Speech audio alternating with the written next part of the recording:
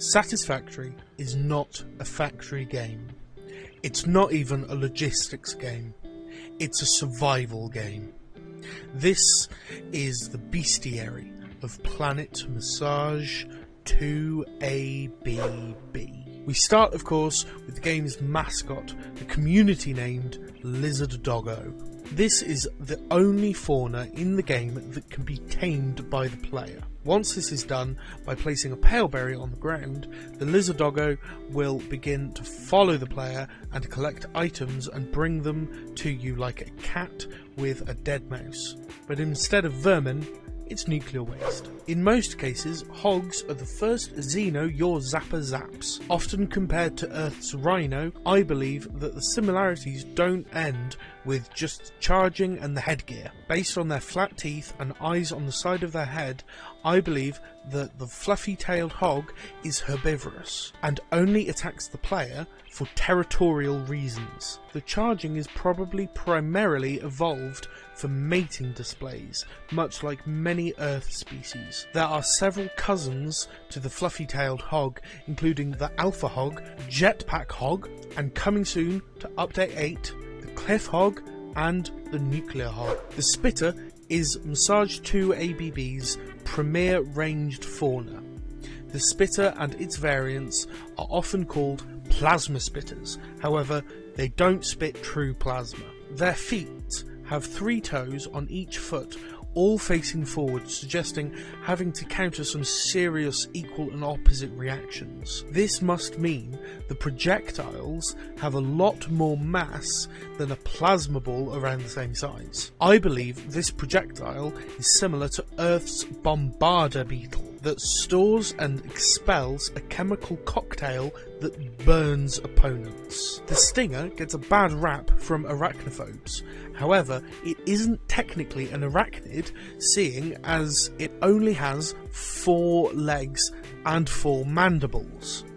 The most common variant is the baby stinger. This points to a shotgun life cycle, where instead of putting a lot of effort into one small litter, adult stinger lays hundreds of eggs and only a small number make it to maturity. The most useful animal in the game is the power slug. This comes in 3 variants: blue, yellow, and purple. These slugs create 1, 2, and 5 power shards respectively, which can be used to overclock your machines. The next item on this list isn't one animal, but multiple. Deep within a thick chitinous shell, a hive of insects lay dormant in their amber jelly, until pressure receptors around the hive like roots sense a disturbance. The shell then opens up like a flower blossoming and releases the hive's defense force. This eusocial species doesn't build their hive to protect itself and its queen. The hive is the queen. For some reason, one of the only species to crack flight decided not to use it all that much, instead going for a mostly flightless life, filter feeding small insects.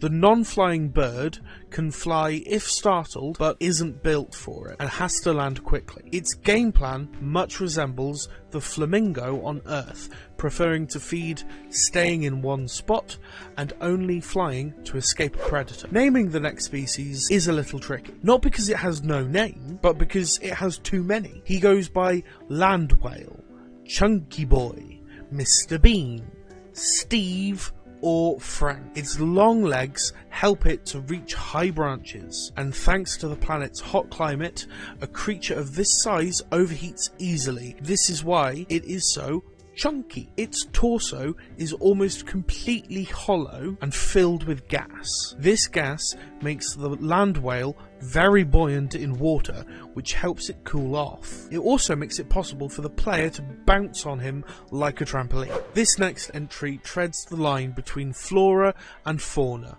The Spore Flower does appear to be a plant, however, that doesn't make it any less dangerous to the player. Its roots have pressure receptors, much like the hatcher hive, to detect when a creature comes close. The plant then releases a cloud of poisonous gas to kill the creature, which then decomposes into the dirt, right on top of the same roots that detected it in the first place. The Manta takes full advantage of Massage 2ABB's low gravity by evolving Gigantism while still being able to fly. It has made one sacrifice though. It may be able to fly, but it can't land. If it were to land, then it wouldn't be able to take off again. It's followed everywhere it goes by pilot birds. These are reminiscent of pilot fish on Earth that swim along sharks for protection. The only question is, what are the pilot birds wanting protection from? The last creature on the list